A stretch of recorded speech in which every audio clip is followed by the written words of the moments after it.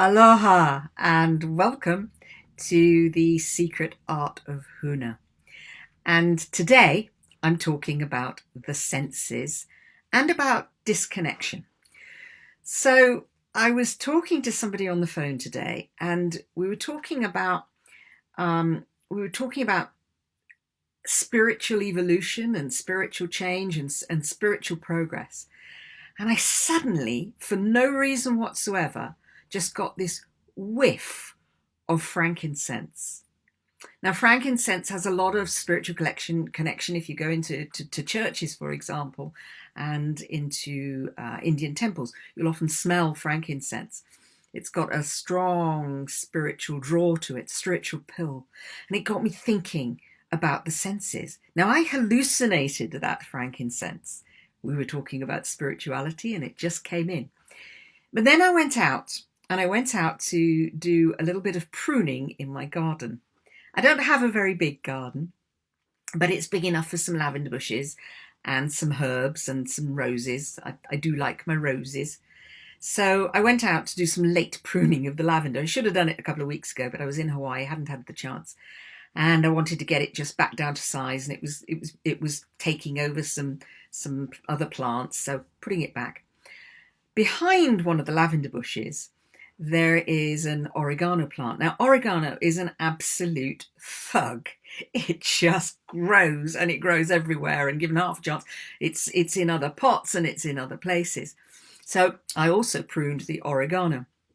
But the oregano, and this is some of the results of my pruning here. It's not the whole plant by any means. But oregano may be a thug, but it's got this lovely, lovely smell.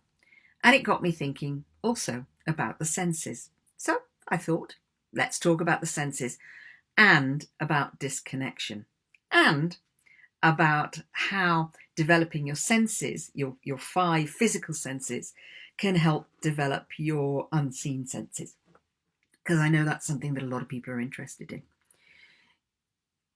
Let's start with the sense of smell. Years ago, I trained as an aromatherapist. I wanted some back pocket skills because I thought I was going to go around the world, and I wanted to go for a year. That was the intention. I'd go for a year, and I'd be able to do massage and aromatherapy and earn some money, earn my way around. Didn't work out like that, but I ended up doing my aromatherapy, my massage training, and then my aromatherapy training, and then Indian head massage and stress management and all sorts of other things, craniosacral therapy. But it really started with the massage and with the aromatherapy. And one of the things that you discover when you train in aromatherapy is that the olfactory nerve, that's the sense of smell nerve, is a very, very short nerve. Runs from sort of behind the back of your nose into your brain, and it's a very short pathway.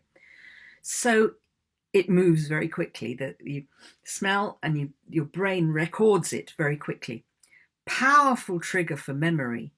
When I used to live in Greece, there was a garden that I used to walk past on an island. I used to go there every Saturday in the afternoon when everything was calm and at siesta. And I'd go there, and there was this garden. And this garden was full of jasmine and honeysuckle. Honeysuckle first, and then a couple of weeks later, the honeysuckle would die back and the jasmine would come into play.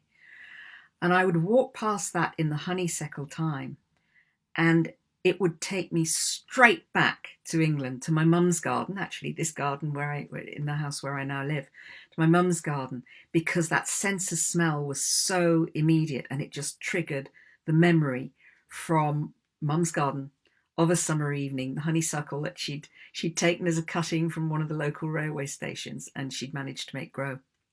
So smell, very, very powerful connection to memory. And smell, it's also, if you don't like the smell of something, we tend to run away from it. It's a great safety mechanism. It's a way of rats are really good at this. They use their sense of smell to tell them what's healthy and what's not. So the sense of smell is powerful. It brings in memory, and the sense of smell, for me at least, as along with the sense of taste, is so connected to the world of plants, the world of vegetables, the world of herbs, the world of walking up to a rose and smelling the rose. It really connects us to the earth. I know walking on the earth connects you to the earth, but for me, there's something about the sense of smell and the sense of taste, but particularly the sense of smell, that really, really connects you to the earth. Smell goes very much along with taste. It's quite common if somebody loses their sense of smell for them to lose their sense of taste as well, and vice versa. My grandfather had lost his sense of smell. It enabled him to work as a clerk in an abattoir, but there you are. And with it, he'd lost much of his sense of taste. But the luxury of smell, how often do you really sit there and inhale something, really smell it, really allow that sense of smell to just rush around your nose and the back of your throat. Same with taste. How often do you put something into your mouth? Might be a piece of chocolate, it might be something that's been cooked in a lovely sauce, it might be a piece of fruit that's luscious and ripe and gorgeous. How often do you put something into your mouth and really, really taste it? Roll it around your mouth, really feel it and sense it and just enjoy the glorious juiciness of it. Sense of touch. When I was learning the massage, I was in the process of, probably in the depths of my clinical depression actually. And one of the things about massage is that it is great because you are touched on the skin, assuming that you're doing any kind of massage that takes the clothes off. Skin touch is something that is so important for us. It's important for us right from the moment we're babies. Now, babies, they get hugged and they get touched and they get their cheeks pinched and they get their feet massaged, and people love touching babies. And if we're in a loving relationship, hopefully you're getting touch as well. But for a lot of us along the way, we have periods in our life when we're not being touched. We're not in a relationship. We're not in a situation where another person is going to stroke our skin. At the massage school, I was receiving massage, I was giving massage, and I was often a massage demonstration subject. So I was receiving a lot of touch regularly. Wasn't in a relationship, but I was receiving a lot of touch. And with hindsight, although I didn't realize at the time, it was an incredibly supportive thing for me in my depression. So if you are experiencing depression and you're not in a relationship, then go and get yourself some massages. It's not just what it does for the muscles, but actually what that physical touch does for us. So the sense of touch. And there's something really special, the feeling of fabrics, but there's something really special about the feeling of a leaf of a rose. It can be like velvet. It's extraordinary. Amazing what these plants can do for us. Sense of hearing. How often do you really tune in to what's going on around? How often do you have the chance to sit in a silent house? And very few houses are silent. They've all got their creaks and their groans and the wind going through some little ventilator shaft or the floorboards or the heating or whatever. It's very rare that a house is totally silent. But that time when the house is largely silent and you can really just tune in to what's going on around you. How often do you do that? Or is there constantly noise around you? Even in nature, very hard to find real silence in nature, because if you go to a wood or a forest, there's birds. Assuming it's not a dead forest, there's birds, there's a wind in the trees, and so on and so forth. So we very rarely experience true silence.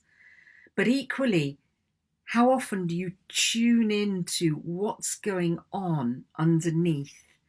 What are the little sounds that you're not hearing?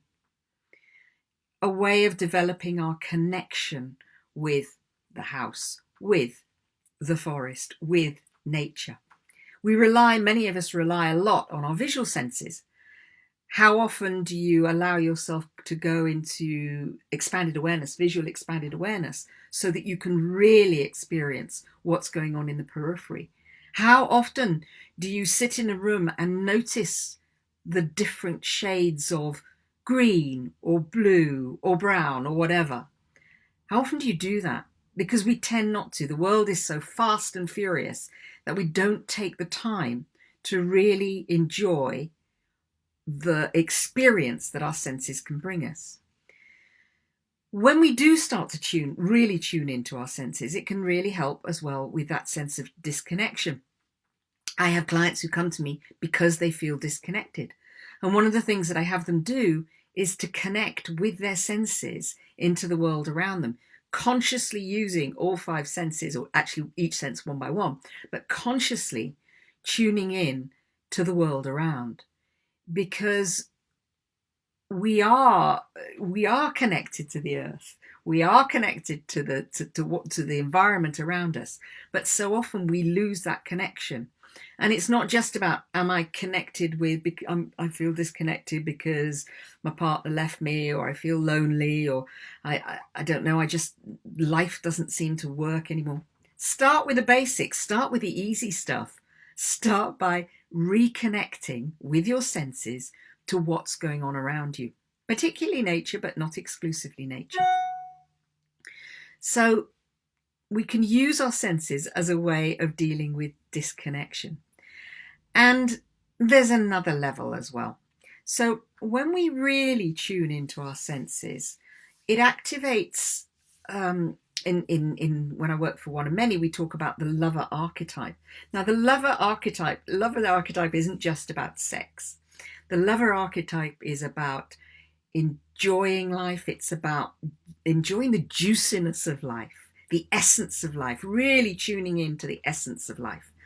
And the best way to do that is through your senses, through touch, through smell, through taste and hearing, and really celebrating and enjoying whatever it is that you're experiencing through your senses. Another archetype that we work with is the sorceress, your connection with source. Now, the sorceress is intuitive. It's the intuitive side. It's that ability to know at a very deep knowing level, the ability to connect and feel connected.